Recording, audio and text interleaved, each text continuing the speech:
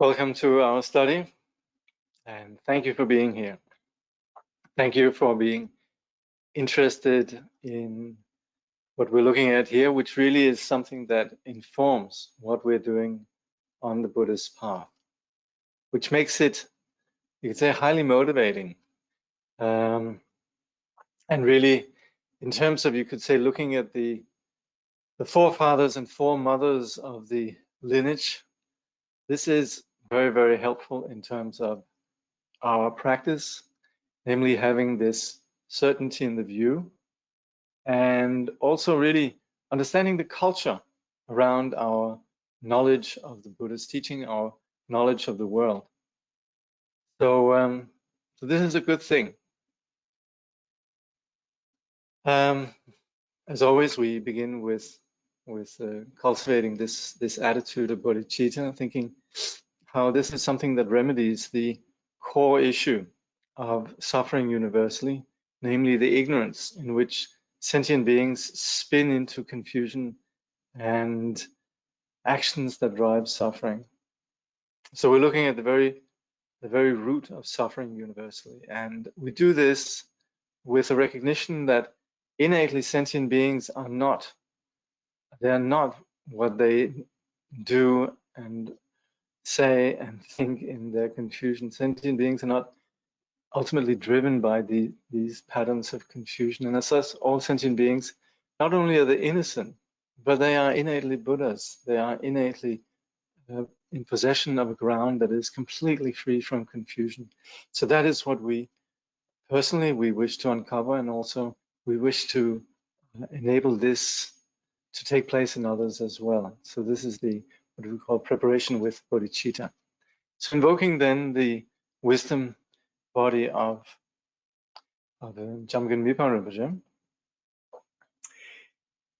through the blessing of awareness, emptiness, Manjushri Kumara, you open the expanse of wisdom and its 8 minds of courage, thus mastering the vast treasuries of transmission and realization.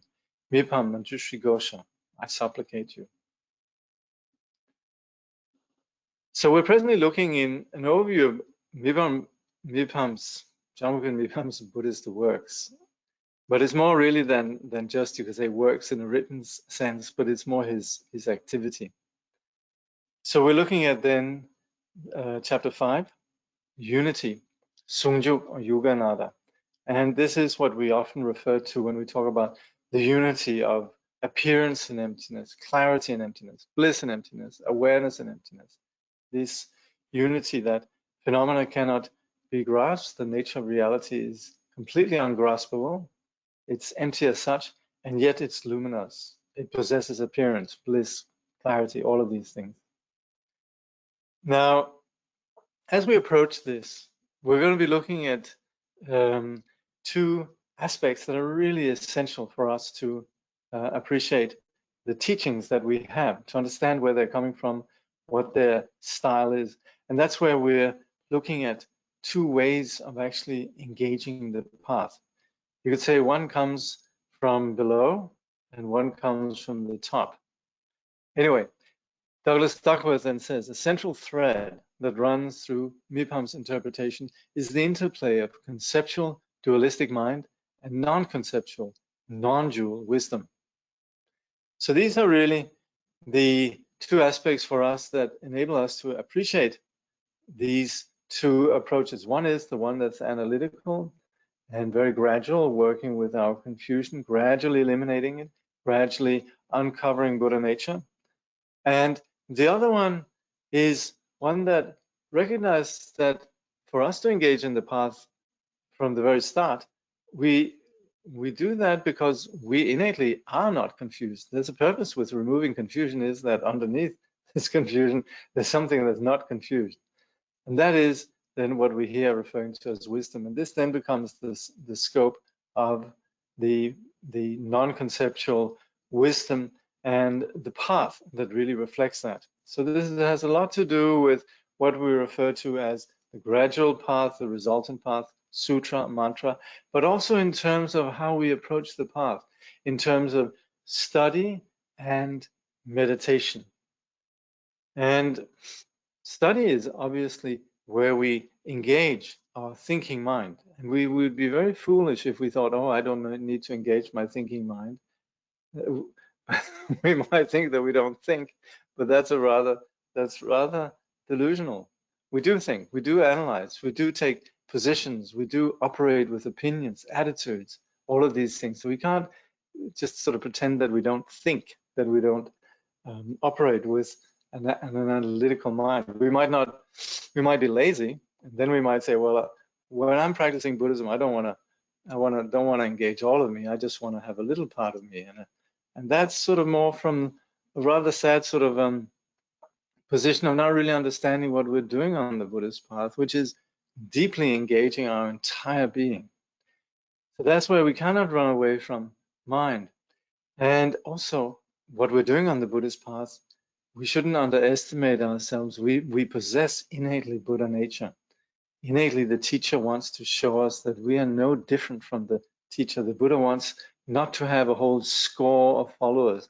The Buddha wants sentient beings to be set free, to become perfectly enlightened. And the premise of the path is that this can be done. We have a curable illness in samsara, but underneath there is a condition of perfect health. And this is this wisdom that abides. And this wisdom is not something we build up. It's something that primordial has been part of us. This is what we connect with when we practice meditation.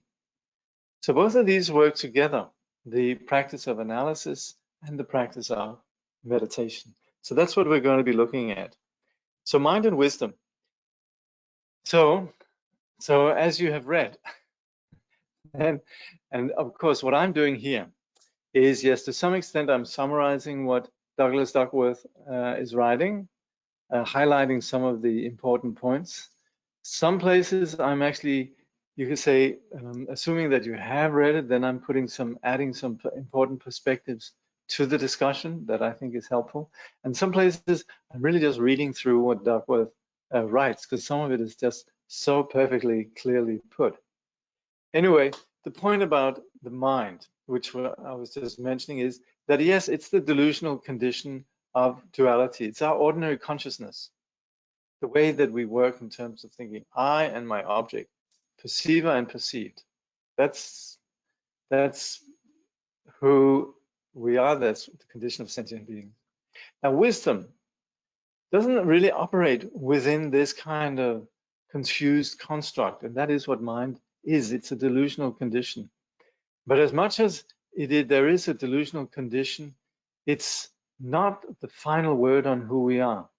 The bottom line is this delusional condition is a passing, you could say it's something that goes on, you could say possibly unchallenged for a very long time, but it is not who we are. And so that's where the ground of who we are is untainted and not caught up in the delusional constructs of self, other, and what we call duality. Wisdom is the undiluted ground that is free from conceptual construction, meaning all the thoughts that drive us. That's extra. That's unnecessary, and that's where we as sentient beings go wrong. And the undiluted ground is free from these conceptual constructions. So what are we doing on the path? We're awakening, and awakening implies eliminating our delusion and realizing our undiluted ground of wisdom. The beauty of the Buddha is that the Buddha enabled us to make who we are and make where we are, take that as the path. And so we engage our entire being when we're practicing the path. And that's the beauty of the skillful ways of the Buddha. Not just that the Buddha said, this is how you are, this is how we are, this is reality, you get there however you want, But no, the Buddha actually guided us according to how we are. And that's the skillful means of the path. So on one hand, we have our innate nature, which is wisdom, but then we also have the present condition of confusion that we then skillfully can accommodate on the path. And so the skillful means of the path starts where we are. It makes the deluded mind a vehicle. So we have these two. We have wisdom that is our ground, and we have the present condition of the deluded mind, which can be made into a vehicle on the basis of all the different teachings that we have on the Buddhist path. Now, what we need to do is actually gradually eliminate this confusion and gradually uncover an innate heritage of wisdom. So that's how we integrate these two aspects on the path, and we integrate these two aspects of our being. We have these two aspects, mind and wisdom. So this kind of integration entails, on one hand, and this is what we see in the path, accommodating conceptual mind through analysis. And this is where we use the mind that thinks in terms of tomorrow, yesterday, front, back, me, other, everything that has to do with the realities of our life. This becomes the path, and we integrate that, and that's where we operate with concepts. But we are not just looking at the things outside, we're looking at the mind. We're applying this mind that thinks about things, we're applying that on the mind, and that's what we call analysis. Then we also relinquish the ordinary engagements in this confused mind and the various concepts, and we engage non-conceptual wisdom through meditation. And we'll look at this, but this is the theme that this chapter is all about. And it's really, you could say, essential in terms of our journey. This dual approach is reflected in the approaches of traditions, in the approaches and traditions of analysis and meditation. You can see some traditions, they emphasize more analysis, some emphasize more meditation. You can say that the conceptual analysis path is this bottom-up, where we begin just where we are in terms of studying, and we begin to understand reality through studying, understanding, our horizons expanding, understanding more, becoming more sophisticated, more open-minded. Non-conceptual meditation is top-down, if you like. It is experiencing the view and settling into that which is entirely non-conceptual, undiluted. And this can take place through transmission, through the blessing of an authentic teacher for a student who is completely open and willing, and you could say ready to embrace this vision of wisdom on the basis of the teacher providing transmission. So this, the first very much, you could say, reflects the general path, and the second more what we call upadesha or pith instruction. And Mipham Rinpoche and Mipham Rinpoche's tradition then reflects these two approaches. We have both. So Dr. Duckworth says, as we look broadly at Mipham's works, we see a recurrent tension or resonance between two perspectives. One, a conceptual or gradual perspective of reason, and two, a direct non-conceptual perspective of wisdom. These two perspectives reflect a distinction between consciousness, a realm of discursive reason determined within conceptual framework, and wisdom, an open horizon of intelligence beyond concepts, recognizing the distinction between conceptual mind and non-conceptual wisdom is important to understanding Mipham's work. So we have from Mipham Rinpoche this entire approach of analysis, also which in the 19th century Tibet had become, as we saw, quite extensive in terms of all the monastic institutions and colleges and so on. And yet at the same time also really upholding the lineage of wisdom and the direct approach of the yogi, the receives the upadesha and simply practices. But what typically would define Mipham's tradition is that before you become a yogi, then you first get a clear picture of what you need to do in terms of the path. So again, coming back to these two, Douglas says he defines the ordinary mind or consciousness, namshe, as, quote, that which is clear and aware with the nature of conceptuality. So that's knowing, but in the ordinary sense of perceiver and perceived. In contrast, he defines wisdom, yeshe, the naturally luminous clarity that is the non-conceptual reflexive awareness of reality. That is simply just the undiluted quality of knowing. He says we will see this distinction at play throughout his works as he brings these seemingly incompatible perspectives into conversation. Such a dialectical tension is a prominent feature of his Nyingma tradition. And that's where we then would say, then in the Nyingma tradition, a lot of emphasis on the view as essential to practice.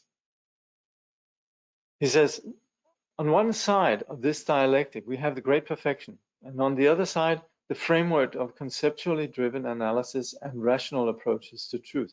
The great perfection is a textual and meditative tradition that affirms that the nature mind is intrinsically the Buddha. It offers a radically direct approach to actualizing this reality by cutting through conceptual elaborations and directly experiencing wisdom. An important feature of the view of the great perfection is that it consistently evades systematic analysis. In a fundamental way, it is antithetical to abstract conceptual thought. That, of course, applies to the great perfection itself, but we'll also see, and this is also the point, that in fact, the great perfection itself, in its preliminary practices, does employ analysis. We have what we call the Dzogchen preliminaries, which you find all across the board in the various Dzogchen traditions, which include then also analyzing mind, its origin, its dwelling place, its destination, and these kind of analyses. So, as such then, Mipham then says, nevertheless, the great perfection is not simply an anti-intellectual meditative practice that rejects reason, and Mipham supports its view with rational arguments. Time and again, he emphasizes the role of reasoned analysis as a means to clear the way for the direct experience of the great perfection. While his writings address a wide range of Buddhist doctrines from Sutra to Tantra, the great perfection is the guiding principle throughout his works. And that's also what we saw last time, how Douglas Duckworth was pointing to how Longchenpa, for example, he very much is about teaching the great perfection and substantiates it with quotes from the sutra. Mipham Rinpoche, at the request of Jamgön Wampo, wanted to establish, in addition to great perfection teachings, he also wanted to establish a sutra teaching. You could say the tradition of reasoning and dialectics on the part of the Nyingma. And there, he then would use the great perfection as to substantiate it. So that, of course, that's very much, you could say, the implication and the view that Mipham Rinpoche would bring to his project. So Mipham Rinpoche saw the complementary nature of the various views and practices of different traditions, and this is where you could say, at 19th century Tibet, then where the Tibetan practice in terms of study, in terms of upholding the Buddhist teaching, in terms of engaging on the path and so forth, it had gone through various phases in which there had been then various debates that had emerged. And Mipham Rinpoche, in a way, had the luxury of sitting after, you could say, all these centuries and just seeing how actually all of them had a role, all of them had a valuable perspective and were helpful in a particular context. So it's not about, sometimes there's different emphases, and that's where you could say it's not that anybody was more right or wrong, but these various emphases reflected, you could say, the pedagogy of the various traditions. They might say this will be very helpful for our students, and others might say something else at a different time, thinking that would be helpful for the students at that particular time. So it's not that there's an ultimate disagreement, but there's different differences in the pedagogy or the methodology with which then the wisdom, the understanding of reality was introduced. So that's where Mipham Rinpoche then very much, you could say, is essential. His views are essential to what we call the Rime or the non-sectarian movement. Also, the more that we understand Mipham, particularly in what we're going to be looking at tonight, his instructions bridge the genres, the approaches of the gradual sutra path, which is very much based on reasoning, and gradual, you could say, the gradual path, and mantra, which is very much take the resultant perspective and very much takes wisdom as the path. So if you look at some of the translations, and that's where 1 and 2, they highlight the value of a clear understanding from the start. It's not like one day we'll understand these things. It's like we're going to be doing something, we need to understand this. So that's why, for example, before we begin to drive cars, we need to first understand a little bit about what a car is and the traffic and so on, have some idea. Then, of course, we need to just get onto the road and drive, but we need to actually have a good understanding of, you know, what we're doing. So in the following, we're going to see two approaches that offer a greater insight. And there's going to be, we'll look today like basically focusing on two ways of seeing the two truths. Now, the two truths, they are the relative and ultimate truth, but we're going to be looking at two ways of understanding that. And this will actually also enable us to understand, I would say, pretty much everything that you have in terms of all the apparent differences in the approaches that we find, whether it's Zen or Vipassana or the teachings on the gradual path or teachings on the Tantras. And then there's two ways of seeing the two valid cognitions, the two valid cognitions being conventional and ultimate valid cognition. So this is what we're gonna cover today.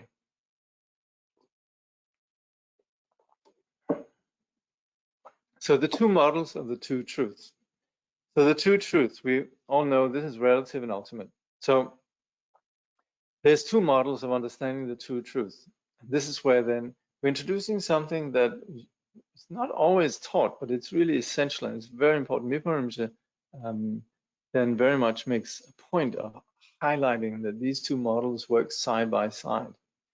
We have truth in the objective, and that's generally what we understand when we, for example, come across the two truths in the Prajnaparamita teachings and the Mahayana in general. The two truths are there's appearances, everything that operates within dependent arising, and then nature, which is emptiness. So that's where we would say appearances, that's relative truth. That's where I experience my world, my particular reality. You experience a different reality. And yet we analyze and we can see there's nothing that's ultimately graspable about this, neither in the person that's experiencing nor in the phenomena. And as such, these appearances, they're permeated by emptiness. So the nature of appearance is emptiness. Form is emptiness. Emptiness is form. And that's when we're looking just, you could say, objectively at reality. But truth and experience, that's where there's a big difference between me and the Dalai Lama. There's a big difference between sentient being and a sage. There's a big difference between how the sage actually understands reality and a sentient being doesn't. And that's where we talk about two truths in terms of the two truths in terms of the experience. And there you have the two truths of authentic and inauthentic experience. And that's where sentient beings are stuck in a relative truth that doesn't really understand the nature of reality. And sages, they see the nature of reality, and as such, they have authentic experience. So that's where there's different ways of understanding these two, understanding the two truths. We have these two approaches. So understanding these two truth models, they clarify all the teachings of Sutra and Mantra. Now, Douglas Duckworth says, in the first model, emptiness alone is the ultimate truth, and any appearance is the relative truth. This model primarily relates to the domain of deconstructive analysis, that is, analysis that seeks to determine the ultimate nature of reality. When the nature of a phenomenon is analyzed in terms of its ultimate status, how it really is, nothing soever is found. And this is where we always say, nothing can withstand absolute analysis. Everything is, you could say, everything is just a set of dependent causes and conditions that make an appearance, but there's nothing behind it. So that's where we say there is nothing that has inherent existence or inherent truth. So Douglas Duckworth then says, this is the ultimate truth. In contrast, the appearing mode of things, any phenomena that may appear, is the relative truth. Thus, in this model, appearing phenomena are necessarily the relative truth in contrast to the ultimate truth, which is exclusively emptiness. We could say the ultimate nature of the appearances is emptiness, but unless we actually see that, then we're stuck on the appearances. And that's where we lack wisdom, when we begin to cultivate wisdom, when we check, when we look, then we see, yeah, this appearance, it actually is something that cannot be grasped. And that understanding, that is where we are no longer fooled by appearances, and we understand the emptiness, the nature of this, what appears to us. So the two truths as appearance and emptiness should be understood as a unity, because in fact it's through understanding appearances that we actually discover, in fact, yes, there's an appearance, but behind it there is really just there's nothing there. There is emptiness. So the very nature of appearance is emptiness. As such, appearance and emptiness, they are a unity. Tonsig Rinpoche often says, or when he would teach, he would certainly often use this sort of expression, never divorce appearance and emptiness. And that's, of course, what we do. And that's what the path is about for us to begin to see. Yes, there's appearances, for sure, but it's empty. And that's what we need to understand. So that's what we first work at in terms of understanding the view, and then we engage and deepen that in experience through our meditation. When we meditate, we'll realize the unity of appearance and emptiness. So as such, there's not a qualitative difference between relative and ultimate truth. It's the same thing. It's just whether or not we've understood it. So their unity is fully realized in non-conceptual meditative wisdom. So it's in the meditation, then we don't divorce appearance and emptiness.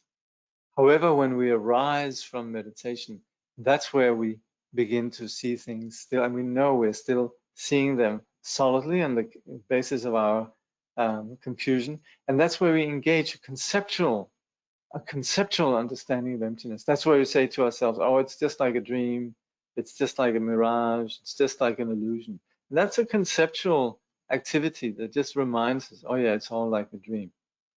So to clarify this first, and then we have translation 13, to truth. This is very helpful, and please, I would so recommend to read these particularly the ones that Douglas Duckworth are recommending here. In the particular context, it's actually such it's so brilliant that he's actually doing that. Now, then there's the other model of the two truths. This particularly is important for us who practice Vajrayana. In his other model of the two truths, Mipham represents the ultimate truth as authentic experience, and the relative truth as inauthentic experience. In this model, authentic experience, or more literally, perception that accords with reality. In Tibetan, it's Nenang Tumba, which means the concordance between how things actually are and how they appear. Basically, appearance and emptiness. When we understand that, that's ultimate. And then he says, and perceptions that do not accord with reality are relative.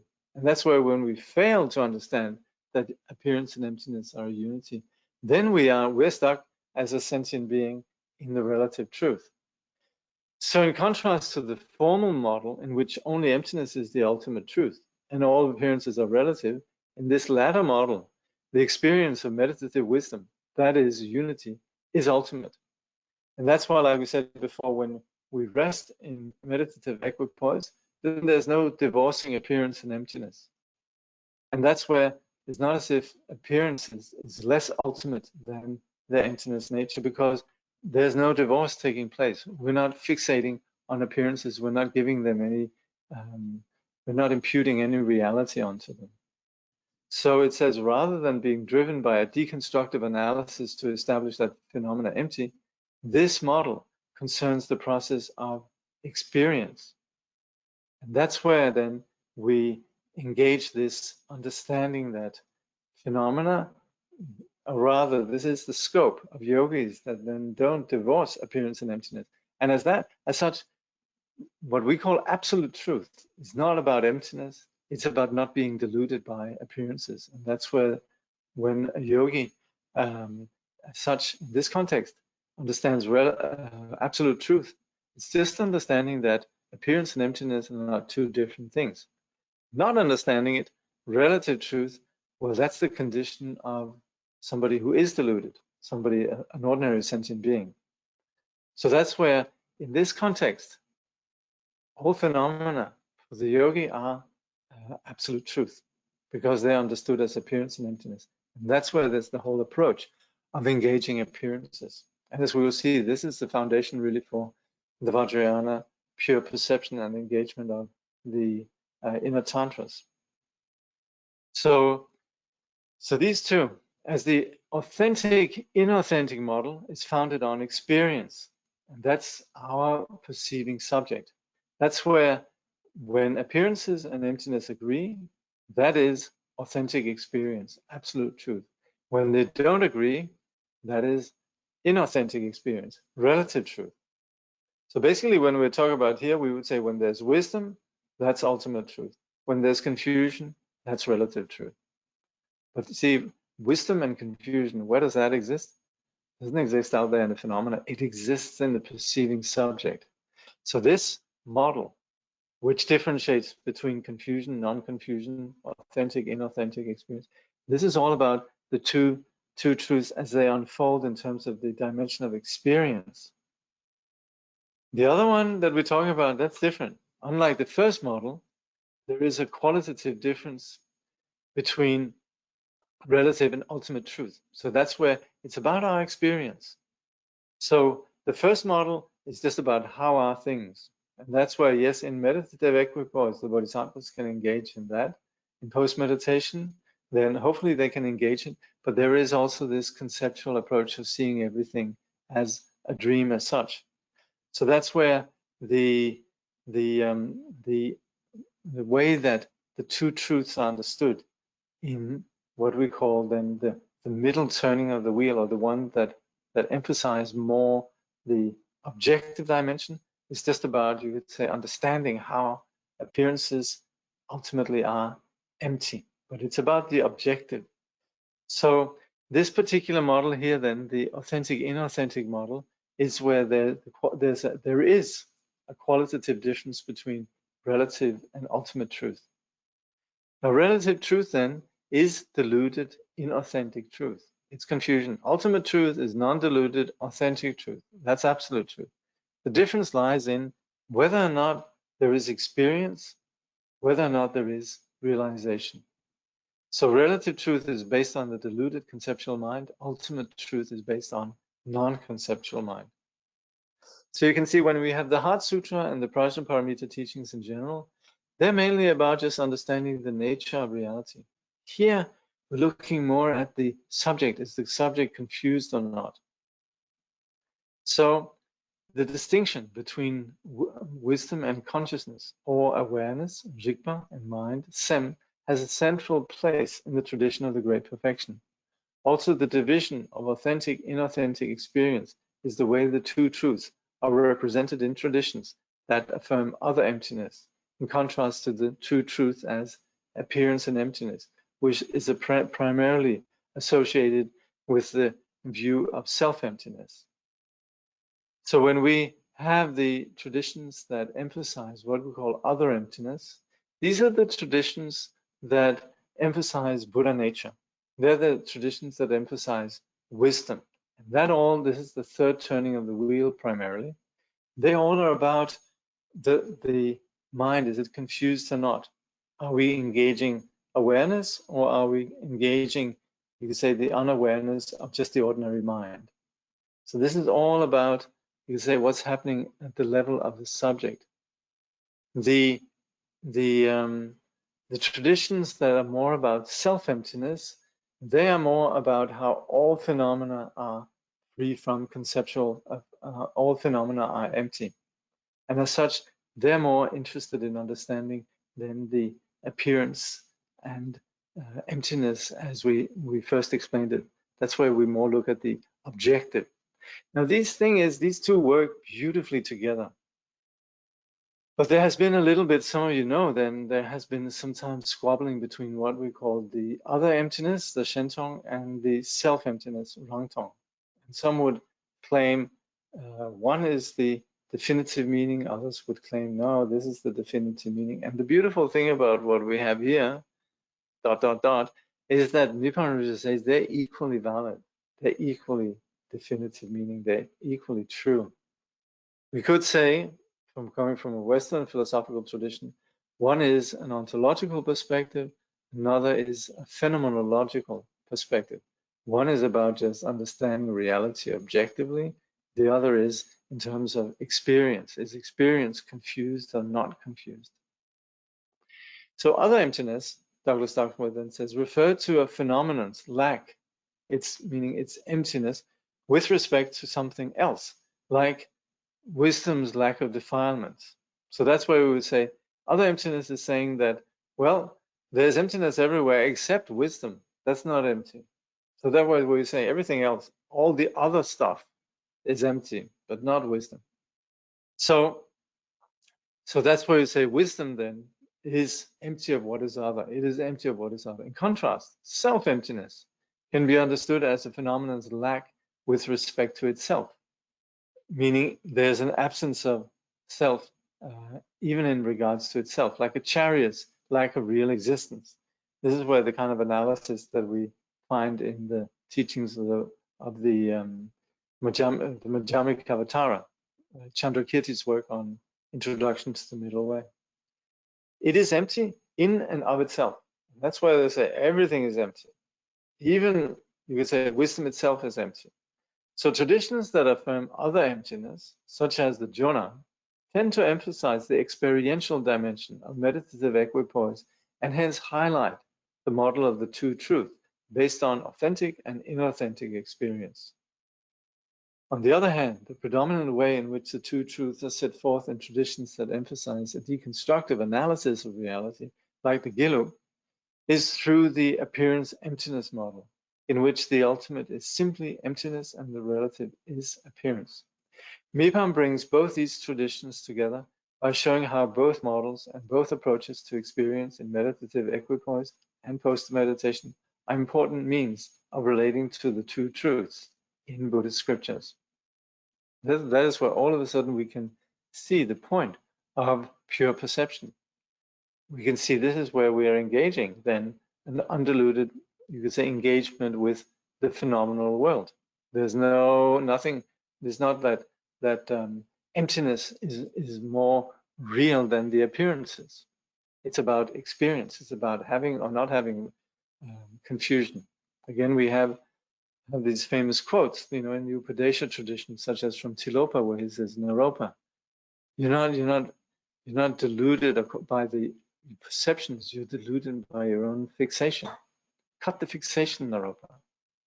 And from that perspective, then whatever Naropa then would perceive would be pure. There wouldn't be that fixation. So that's where there's not a problem with the appearances. That's authentic. That's authentic. That's the authentic experience, which is where there's harmony between how things appear and how they actually are.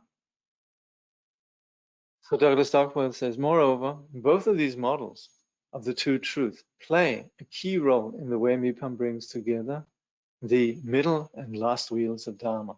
So, we have these three turnings of the wheel. And in the text, by the way, there's some graphs.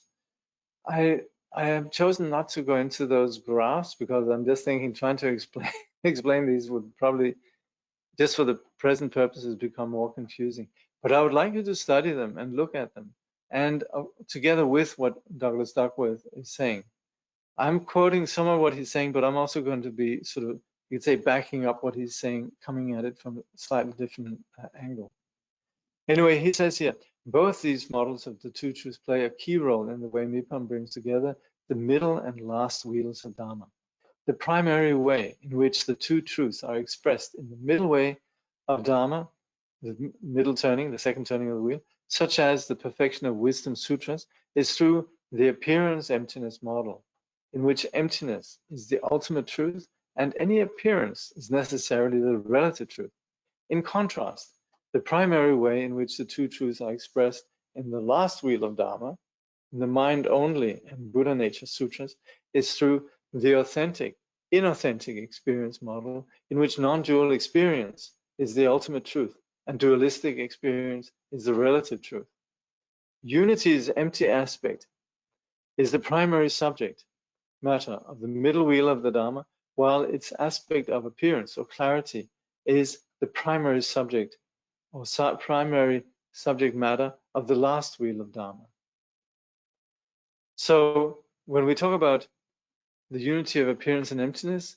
Well, we could say emptiness is explained in the second turning of the wheel. Appearance, or the luminous quality, is explained in the third turning of the wheel. If we were to all of a sudden grasp on to wisdom without understanding emptiness, we would just be holding on to something. It would become a new reference point. But if we're just saying, oh, everything is empty without an appreciation of the wisdom, there's a danger we could fall into nihilism. That's, of course, the point that's being made here.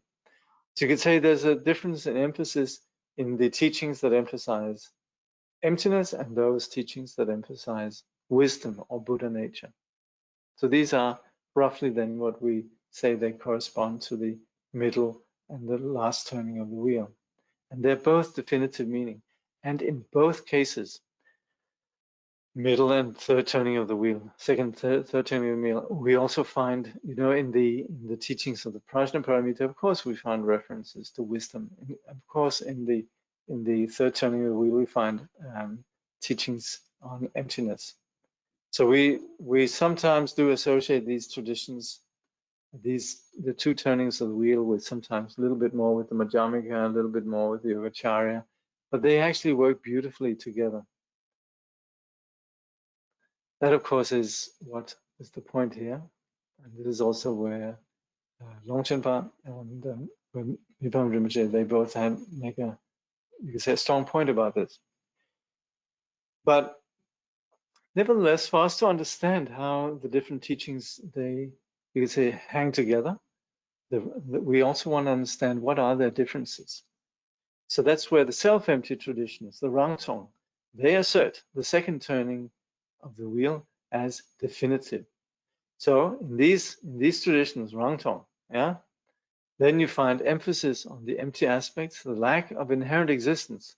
For some of the Rangtong teachers are referred to as ultimate, but just for some, mainly Tsongkhapa. We're very big on how the Buddha nature is essentially, or the ultimate nature really is, the definitive nature really is that lack of inherent existence. So they approach this through a logic of non-affirmative negation. That's basically understanding how everything doesn't have any inherent existence, and basically just it, that's it. There's not anything else, there's emptiness. All phenomena are empty. And this then, when they engage in this, they do so through the practice of analytical meditation, very much emphasizing at all times there has to be this analytical component. Now the other empty traditions, Shentong, they assert the third turning of the wheel, the teachings on Buddha nature, they assert that as definitive. And that's where then, here there's an emphasis on the luminous aspect, the presence of wisdom as ultimate truth, definitive truth. And this is approached through a logic of affirmative negation. Now, affirmative negations means that they'll negate something, but not everything. Sometimes the difference between non-affirmative and affirmative negations is in traditional scriptures, they would say a non-affirmative negation is when we say the Brahmin doesn't drink, period, meaning alcohol. Then there's the affirmative negation. Well, that says the Brahmin doesn't drink beer. But he might, he might drink other things. So you could say the affirmative negation leaves room for something to still be there. So it negates something, but not everything. Non-affirmative doesn't leave anything. So that's where the Rangtong approach to understanding emptiness very much comes with this, you could say, methodology of refuting phenomena, all phenomena as being, you could say, empty. That's a non-affirmative negation. Here, the other empty traditions, they would say, well, only confused phenomena, only samsaric projections are empty. Wisdom, no, that's not empty. And they practice mainly through resting in then non-conceptual meditation. So we, of course, associate this with particular traditions, but here just generally understanding what is the gist. The point is, Mipham, together with Longchenpa, he asserts both the second and the third turning as definitive. So that's where, for these lamas, for these great beings, then they see the inconceivable unity of emptiness and luminosity. the emptiness associated with the second turning, luminosity with the turning. And they actually, particularly Mipham makes a point of going beyond the whole thing about affirmation and non-affirmation right from the start. And really just, as we will see, approaches this in terms of two approaches really. One is what we call the categorized and the non-categorized ultimate. But basically, we're just wanting to say that when we really come to the nature of the ultimate, it's not something we can describe in terms of affirmation or non-affirmation. So that's where we simply just, it basically emphasizes that it is inconceivable, and we shouldn't narrow it down. The moment that we have non-affirmation, well, then we're just stuck with one idea, and similarly also with affirmation becomes another idea. So that's where he, to some extent at least, goes beyond the debates that you have in these between Rangtong and Shentong. So to clarify this further, please read translation 3, Unity and Buddha Nature. There you have it, perfectly explained. Okay, I see some questions here. Is wisdom dependent on confusion? As in, when confusion is eliminated, wisdom can no longer exist in relation. That's a good one. That's a good one. But we would actually say originally there is non-confusion, and so you could say non-confusion is, it can be identified as wisdom from the point of view that it stands in opposition to confusion, but at the same time, the ultimate nature, the primordial ground, is in itself without confusion. So it's like, you know, homeostasis in medicine, where we're just naturally healthy until there comes an illness along. And then, of course, we talk about the illness and being healed, or the cure, or whatever. So that's where we sometimes also talk about co-emergent wisdom and co-emergent ignorance. As soon as there's ignorance taking place, well, then wisdom is there as an opponent, or as a, you say, a juxtaposition to that, as that which stands, you could say, it's constructed in opposition to ignorance. So you could say, yeah, so that's what you're thinking about. But the original nature is beyond either of these. So we'd say the original ground, primordial nature, is free from confusion and lack of confusion, samsara and nirvana. So does wisdom have a permanent characteristic? The characteristic of wisdom is that it's beyond permanence and impermanence. It's beyond time and space. Is this what the other emptiness view was? Yeah, that's actually it. And the thing is, we can actually, at the end of the day, they're both right. The Rangtong, if the Rangtong present their case, we're just going to go, that's true. If the Shentong present their case, we also have to say, it's actually true. So you could say that it's very much more about the particular teachers wanting to emphasize one thing or another at a particular given moment in time. But it's a pretty, as we'll see, it's pretty robust. I guess also the Indians, in terms of these debates, they have them because it's important to actually talk these things through and be clear on it. Once you've talked it through, you know, you got closure, you know, you're down, you're good, you know, it's clean, you know, move on, meditate. None sort of nagging doubts in the background. So that's why there is these discussions here, not out of addiction to philosophy, but really just to clear things out. So Douglas Duckworth says, Mipham holds that Buddha nature is the definitive meaning that is taught in the middle wheel, as well as the last wheel of Dharma. So Buddha nature is the definitive in the second and also in the third turning of the wheel. Mipham claims that the meaning of Buddha nature is taught from the aspect of its emptiness in the middle wheel and from the aspect of the presence of its qualities in the last wheel.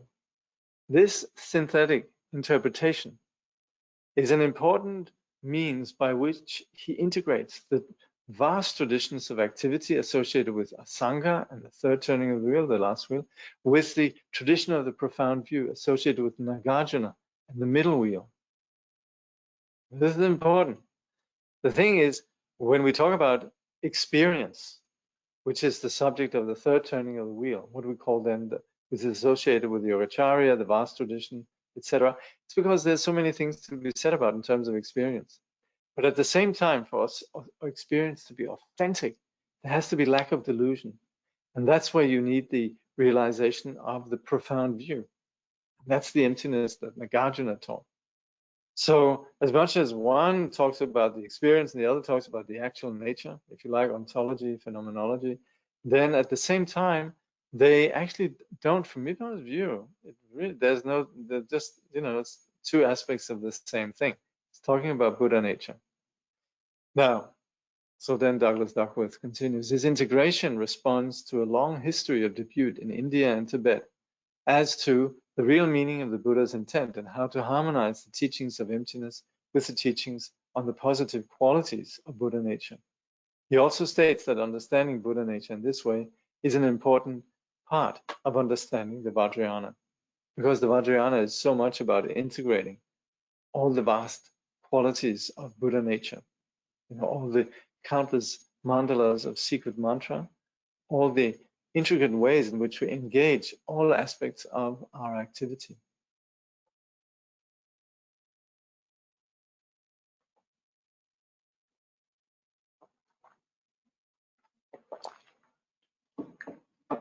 And of course, engaging all these aspects of our activity really means that we can integrate wisdom in all aspects. That's where it becomes far more, we would say, pervasive and seamlessly integrating the entire realm of our experience. So that's actually just a taste from this translation 13. There's reference in here in his book to translations 3 and to 13. Very helpful. So synthesis then. Mipham view on the unity of the two truth models ensure a balanced approach. So problems could arise with that of the Shentong or the other emptiness, which is the model of the authentic, inauthentic two truths. So that's where we could have, this is the one that you would say emphasizes wisdom as juxtaposed to ordinary mind. An idea of non-conceptual awareness could entail fixation on what is not wisdom. And that's the thing, we could just sort of sit down and say, okay, I'm not thinking of anything special. This must be wisdom. And that's where there's not really clarity about this, and then just fixating on some sort of experience or essentially what is not really authentic experience, that could become a problem. So that's also why very often in traditions that emphasize Madhyamika, they object to the Yogacarya view, because they would say, well, there's upholding what the Yogacarya would do, this what we call reflexive awareness, this unconditional awareness. To hold that as absolute, that's fixation. So Madhyamikas, they would object to that. There could be a problem with that. The reply then in Mipham Rinpoche's case is that that's true, but we don't necessarily need to do that. And that's where then this reflexive awareness could be understood as being empty, something that is not grasped. So of course, this is something that, and Douglas Duckworth, he highlights that this can also happen when we're meditating, when we're having shamatha, when we practice shamatha, and we have various experiences then of bliss, clarity, and non-thought. So that's why also this sort of fixation on particular experiences can be a problem.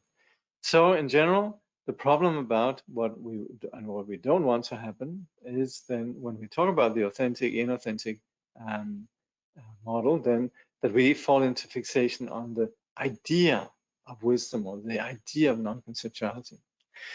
Similarly, also then problems could arise in the appearance emptiness model. And that's where some might think that just a non-affirmative idea of emptiness is the object of meditation. And that is what, sometimes this is what is associated with sort of the idea of nihilism, just sort of sitting down, there's no thoughts, that's just not only that, but also just having an analytical idea. Actually here more the analytical idea, emptiness, just sticking with that. So in that way, if emptiness is objectified, become an object of thought, then it can become a stale and abstract nihilist view. So that's where we could really just be stuck with this sort of rather bleak vision where we just think, oh, it's all empty, it's all empty, it's all empty. So that can be a problem. So anyway, the point is, with these two together, actually, that's the point here. We can to his view on the unity of the two truth models ensures a balanced approach. So that's where we're saying there could be some. They actually work beautifully when they're both sort of accommodated, both understood, and that's where he says through these two models, Mipham brings together two polarities of Buddhist thought: one, a scholarly approach that emphasizes conceptual analysis, and two, a meditative approach that emphasizes non-conceptual experience. While the analysis into the true nature of phenomena results in seeing the empty nature of things, a meditative approach facilitates bringing insight into experience. So that's where they just work beautifully together. He says these two approaches to truth can also be understood as one, the way of study and contemplation, and two, the way of quintessential instructions. The way of study and contemplation involves a thorough process of analysis. It is referred to as the analytical meditation of scholars, pandita, in contrast to the resting meditation of hermits, kusali. So that's where, as beginners, we first need to be educated. We need to learn how the driver's manual or whatever, and anything that we do, we first need to have an understanding. It's new to us. We need to understand what are we going to be doing. And then once we have an understanding of where this is going, what is the problem, how to remedy it, and how to proceed with actually curing this and remedying it practically, that's where we first begin with an analysis, a study, and then we know what to do. And then we practice meditation. So analytical meditation, he says, is a progressive approach to realization, unlike the sudden or instantaneous approach of hermits. An important part of Mipham's work, it was bridging these two approaches and bringing the meditative insight of the great perfection into conversation with analytical traditions of monastic scholarship. And that's where Mipham, of course, saw everybody's working on enlightenment. There are those who would just want to emphasize meditation, but they're sometimes a bit lost. And that's where it's sad that someone sits for years is in retreat, but maybe not really clear. And as such, they emerge equally sort of held by their thoughts and emotions as before. They might be for some time in retreat, but then when they come out of retreat, then not able to integrate their experiences within ordinary life, then quickly it shows that the actual practice of meditation hasn't really gone to the core. And that's where Mipham makes the point, is these are hermits that just sit there and meditate without knowing what they're doing. Sad waste of time. On the other hand, then you also have those who just years after years just studying and studying and studying, never actually sit down to meditate. I remember Nyingma Khenpo, he told about Khenpo Münzel, who was a very great master of the Great Perfection, who stayed back in Tibet and also was held in prison camps and so on, but enabled so many great Khenpos and practitioners really to achieve realization of the Great Perfection. Very, very great master. And still to this day, we have his students are still alive. And he was a direct student of Khenpo Ngawang Khenpo Ngaga. But anyway, Nyingma Khenpo told about this Khenpo that came to see Khenpo Münzel and told about all the studies and he had. And as he was just explaining how his studies, you could just, he said, see how Khenpo Münzel's just looked more and more sad. And he says, finally at the end, and he said, so sad. He says, you just went down the path of scholarship, and you could have instead just, traveled the path of the four visions. So sad. So this poor Khenpo, he sort of realized that emphasis really had to be on first having, yes, some insight, but then really it's about the practice. Actually, there's a bit of a banter that goes on between these, and I was reading in Duckworth's Memories, and there's you have to understand that this is something that's very on the surface, so that's where it's so good when this banter, when this discussion between, those that follow the the college approach of theory and those that follow the yogi approach. That's where there's very often, basically, the discussion will sort of be teasing each other, you know, like you just practicing your idiot meditation there in your cave. And the other one is you just getting caught up in all your crazy intellectualism there in your college. The beauty of this is that mainly this was actually sort of just, you know, it was up there. It's on the, it was sort of an ongoing joke, if you want. So this is reflected in this little story. This is Tugurjan, who tells his story. He was visiting the Kamapa's seat, Tsurpo, and there was then a Drupan, a great meditator, who was also the meditation teacher, the Kamapa. So he was, this is the 16th Kamapa, yeah? So his name was Dilyak. So Dilyak was the meditation master, and somebody just emphasizing meditation. Anyway, Tugurjan says, one day at Tsurpo, I was sitting with Dilyak when a close friend and relative of his, who had just finished studying dialectics and logic at Sarah College. This is a big Gelupa monastery, which is very famous for its scholarship. So just like we saw with some of the Nyingma Nyingmapas that would go and study with the Gelug tradition, simply because the Gelugs, they just offer these colleges. Then similarly also sounds like some of the Kaju practitioners similarly would go and study at the Sarah College, yeah? So there was one like that, and he just came back from having studied dialectics and logic at Sarah College and came into the room. Drupan, meaning Dilyak himself, was more the simple meditator type. So what do you understand then by emptiness? His friend asked teasingly. And then Dilyak, he responds, emptiness is very simple. This is what we call Mahamudra and Sokchen. Drupan replied. Then the friend says, you silly man, you can't define emptiness by using just another word. It's supposed to be the basis of all the teachings, and yet you can't describe it. You sit here pretending to be the Kamapa's assistant teacher. You fraud. Okay, you define it if you're so eager, demanded Drupan. And then the friend responds, how can any meaning be communicated without using defining characteristics? Do you think the ultimate truth will just dawn on you by surprise? You need to use words and concepts, you idiot, replied his friend. Drupan replied, if you think you can demonstrate emptiness using words and concepts, then you're the foolish man beyond compare. Tugurjan says, they went on bickering and laughing like this.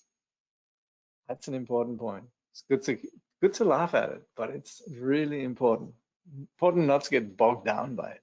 And the more it's up there, the more actually you can see how they both beautifully fit together. That's the point. Now, fourfold valid cognition. Okay, there's two. We've covered the two truths, and please just go back, revisit it, and by all means write questions. And you know, I would be happy to take. This is so important. I'd be happy to go over this again. And you know, this is something you'd really want to say. I'd like to really understand how you could say we have the two truths in terms of these two approaches, because it really makes a big difference. That's where we're not just talking about something that's sort of strange and mysterious, but very much talking about also how it's integrated in our perceptions. Now, fourfold valid cognition. Valid cognition is so important. That's when we know that what we know is valid. Yeah. So valid cognition, or what we call pramana, epistemology, if you like, is what enables us to trust what we know. Well, it's valid. It's sound science.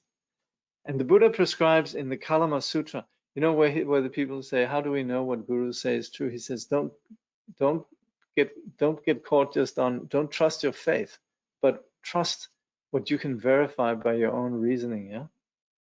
So that's valid cognition. Now there's two kinds of valid cognition. Valid cognition, knowing how things appear. That's, so to say, what we operate within the world. Ultimate valid cognition, knowing how things actually are. And that's what we looked at before. Authentic experience, knowing emptiness, knowing the unity of appearance and emptiness, and so on. So there are four in all. There's two kinds of conventional valid cognition. There's valid cognition of confined perception, how we see things. Valid cognition of pure perception, And that's actually where we come down to authentic, inauthentic, two-truth model, because that's pure perception is seeing the unity of appearance and emptiness. That's the valid cognition that of sublime beings. The valid cognition of confined perception is the valid cognition of, you could say, ordinary persons, our ordinary science. The valid cognition of pure perception is the superior science that is based on no longer being caught by duality. So but it appears both have to do with the ordinary world. You know, the Dalai Lama, he gets on the right bus, he's there at the right time. He remains within, you could say, the conventional experience, and yet he's not for a moment fooled. He operates within an experience, pure perception. So that's where then we have ultimate valid cognition, two kinds of ultimate valid cognition of the categorized ultimate. That's of course where this argumentative fellow from before says you have to describe, be able to describe it with, with characteristics and words and language. That's true to some extent, or at least you can use that to explain what it's not. But you have to and then you get some idea of what this means. You begin to have an inkling. That's what's called categorized ultimate. Valid cognition of the uncategorized ultimate. Well, that's actually again that of sublime beings, and that is when there's actual realization. So conventional valid cognition, then let's look at that. One, valid cognition of confined perception. And that is the general scope of the Sutriyana, the causal vehicle, and this is also the valid cognition of the likes of Dharmakirti, Dignaga and Dharmakirti. Now, this includes the valid ways we cognize our distorted perceptions based on the shared delusions of samsara. So that's where we all operate within this realm here. This is, for example, we recognize a rope as a rope, not as a snake. That's just not common, not being deluded, right? Not falling, not thinking, oh yeah, there's a rainbow out there, let's go and catch it. We know that's thanks to our understanding within this world, we're not fooled. So that's valid cognition. That's essential, just practical. Valid cognition of pure perception, and that's the scope of Mantrayana, the resultant vehicle. This is then what we, for example, explain in the Guhyagarbha Tantra, and that's the foundation really for all the Vajrayana sadhanas. That's the valid perspective of sublime beings, which for us is hidden, and therefore also it's something which we can't necessarily see. But that is the scope of a subjectivity that is free of distortion. Now, perceptions in this case are free from delusion. They're seen as pure. And that's from there that we talk about appearances are established as divine. That's where we say appearances arise as deity, as mantra, and so forth.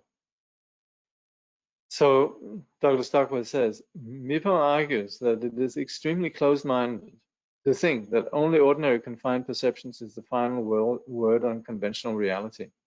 If the experiences of ordinary people were in fact reality, then one would have to accept that sublime beings were delusional. And that's simply, who do you trust? Are you going to trust the sage or the scientist? That's really what modern people who engage with Buddhism, that's what they're actually confronted with. These sages, are they just delusional? And who do we going to trust? Yeah, we would probably say scientists are probably good for a lot of things, and you probably wouldn't want to get up in an airplane that was constructed by Tibetan yogis. But you probably often wouldn't hand over all the important things of your life to the discerning of a scientist. So that's where you could say the real questions, they're handled by the sublime beings. That's where their insight goes deeper. Anyway, that's what the point really is here. And that's where we see when the subjectivity is no longer veiled, our outlook is no longer veiled by dualistic perception, we begin to see something that wasn't seen before.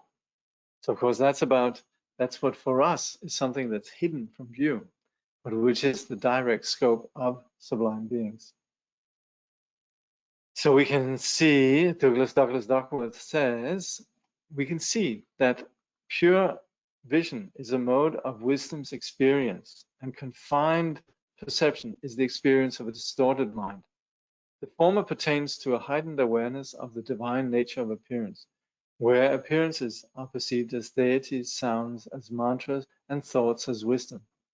Confined perception, on the other hand, pertains to knowledge of the ordinary world. For instance, functional particulars are held to be real in contrast to conceptual imputations.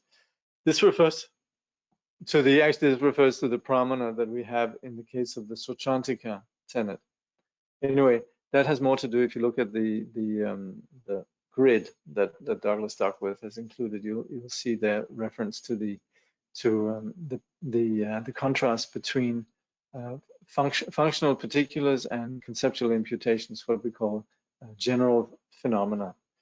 Through these two conventional valid cognitions, that is that of the wisdom, that of the confined perception. Through these two conventional valid cognition, Mipham is able to maintain that what is the correct relative truth in the context of sutra, that is the content of confined perception, is the incorrect relative truth in Tantra, where the correct relative truth is the content of pure vision. That's where we would say then Tantra goes far beyond the sutras, and thereby, Douglas Duckworth then says, support the Nyingma claim that Tantra has a higher view. It is important to keep in mind that these two means of knowledge pertain to knowledge of the way things appear, and thus are conventional valid cognition, as opposed to the ultimate valid cognition that pertain to knowledge of the way things are, which are ultimate. So that's why we would say, particularly then, the higher view of Tantra is that it engages, you could say, all the relative perceptions that we then see in their pure form as ultimate truth. That's authentic experience. So that's where the relative truth is seen in terms of pure perception. That's what we call the valid cognition of pure vision, as opposed to valid cognition of confined perception. Now that's relative truth. Now ultimate truth, ultimate valid cognition. So that's where we have the valid cognition of the categorized ultimate. That's first a conceptual negation, the scope of the ordinary mind. That's where we engage, saying, okay, phenomena, they are dependently arisen, they have no intrinsic inherent existence. That we can understand. That's an understanding of how phenomena lack inherent existence. That's understanding, but that's just understanding. It's just ideas in the head. Then there's valid cognition of the uncategorized ultimate. And that's beyond negation, affirmation. It's not the scope of the ordinary mind. The mind doesn't think it is empty. Or rather, that the mind might think that it is empty, but that's still just the mind. And that's why the uncategorized emptiness is the scope of wisdom. That's not known by a thinking mind. That's the actual experience that is not held by ordinary dualistic conceptual constructs. So Mipham, and this is actually from a different location, sorry, but I just put this in here. The categorized ultimate is, in the context of a novice, progressively engaging in emptiness from merely a conceptual perspective. As such, it cannot roam in the territory of a mind like the non-conceptual meditative wisdom of a sublime one, for which duality has subsided. And that's referring then to the valid cognition of the uncategorized ultimate. So he says, we can see how both subdivisions within the two valid cognitions, conventional and ultimate, are based on the fundamental distinction between conceptual mind and non-conceptual wisdom. And again, this is like we said at the beginning of the chapter. This is the theme that runs throughout this. When we're looking at authentic, inauthentic, we were looking at appearance, emptiness.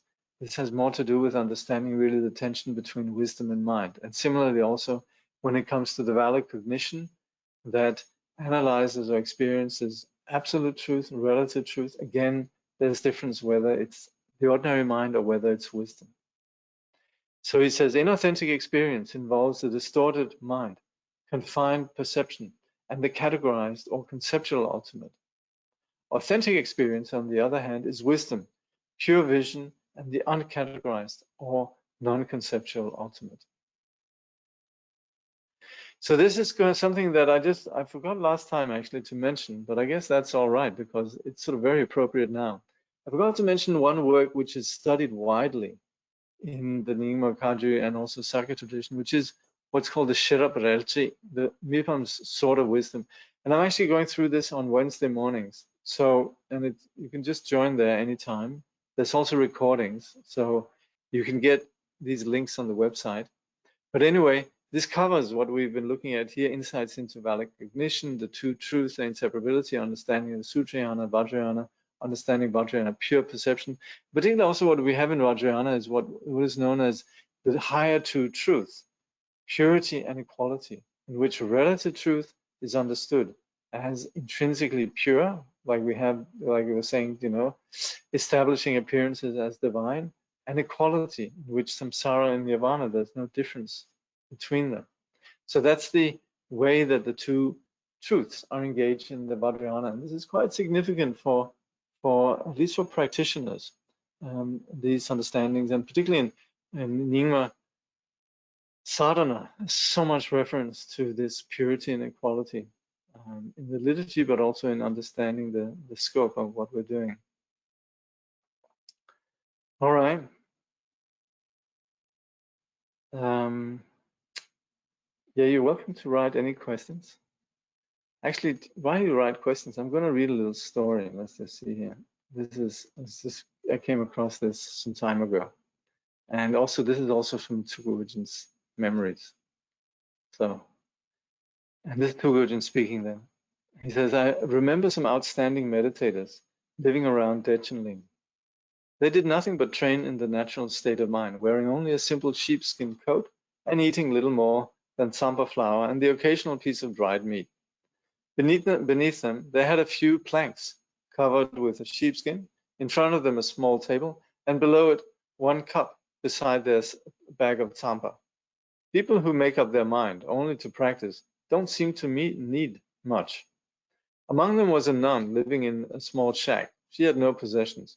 The nun originally had been a disciple of my father's.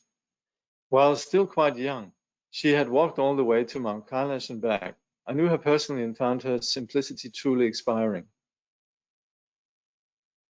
She was a type of person you almost wouldn't notice in a shrine hall, typically sitting near the door on the lowest seat and keeping her head down.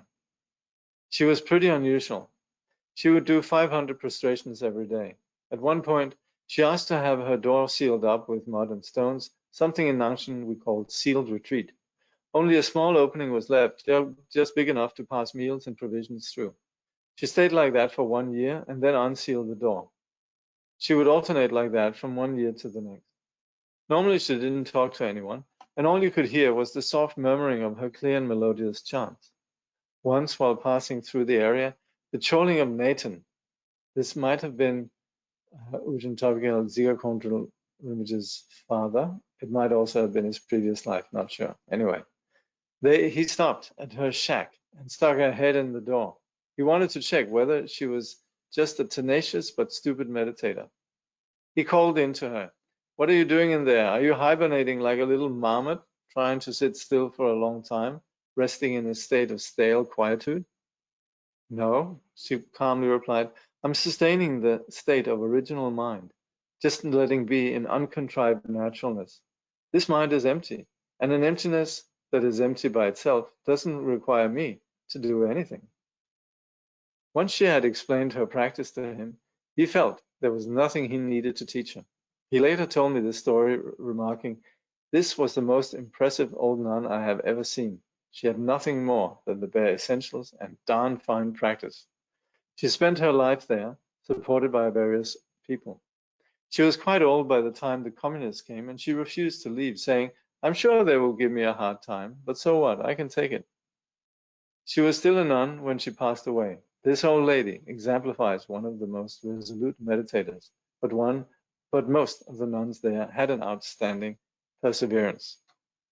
So this is, he's referring to Gebchak, I think, and Gebchak Gompa in eastern Tibet, in Nachen, which was founded by I think it's Sangyang Gyatso, the previous Sokni Rinpoche, as far as I know.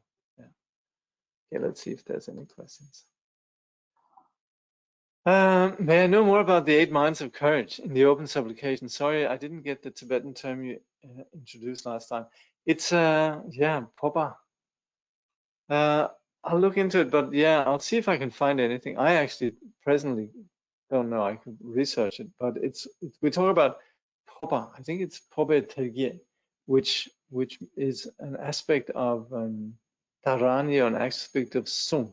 And it's essentially this confidence that comes with it, a lot of qualities.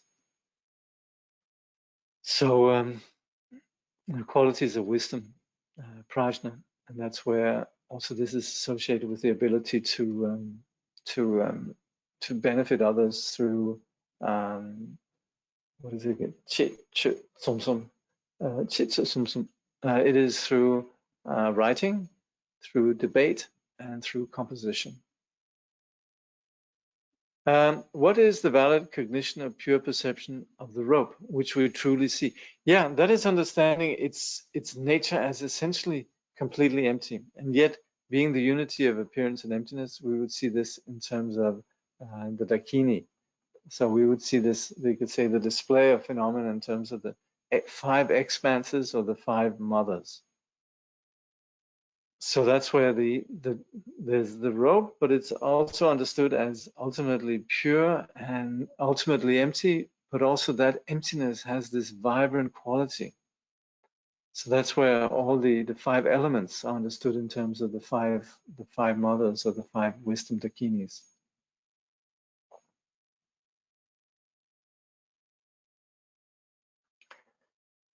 Is it possible to parallel the fourfold valid cognition and the 3 natures? Yeah, it is actually.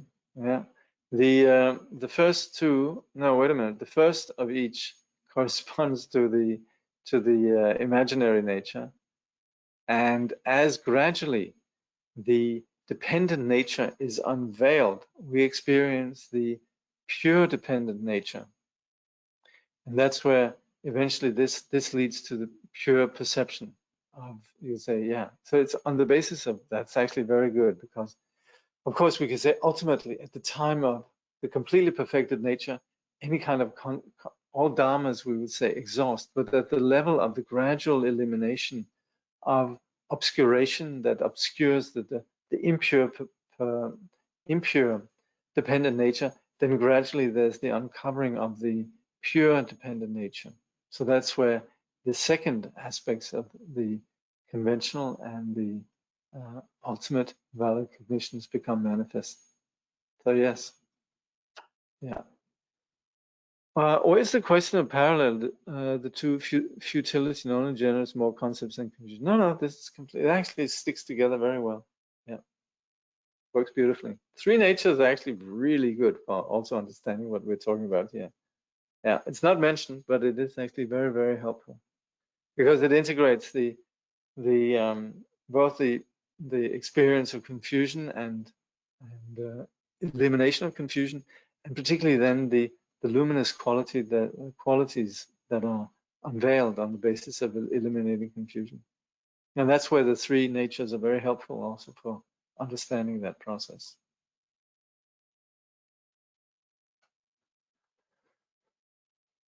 Okay.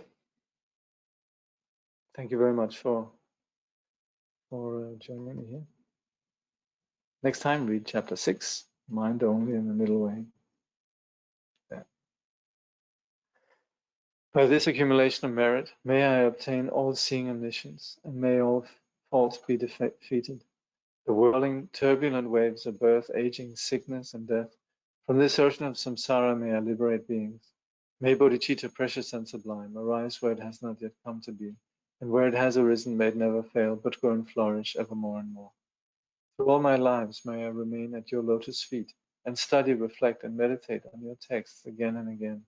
Grant your blessings that I will hold, protect, and spread your teachings to the limits of space for as long as samsara lasts. Thank you.